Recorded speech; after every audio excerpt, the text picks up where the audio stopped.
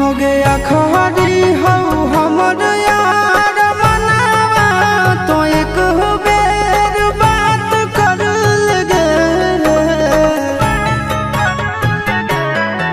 हो गया खरी हो हमर यार मनावा तो एक बेर बात कर लगे। हो गे सोना यारवा हो भरती पटनवा में आके मुलाकात कर लेगे। आगे सुना यारवा हो भरती पटनवा में आके मुलाकात कर लेगे। आगे चली जाइबौ छोड़ी के दुनिया विदाई अपने हाथ कर लेगे। आगे सुना यारवा हो भरती पटनवा में आके मुलाकात कर लेगे।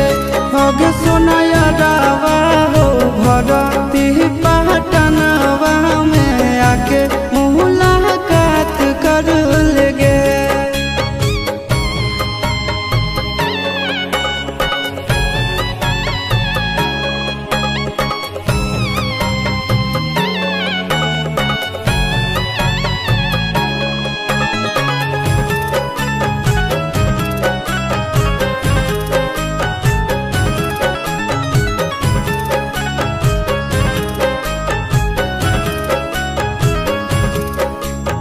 मोरे घर पनिया पिलाई दी है जान गे।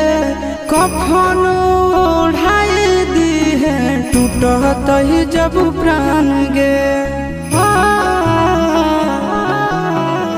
मोरे घर पनिया पिलाई दी है जान गे।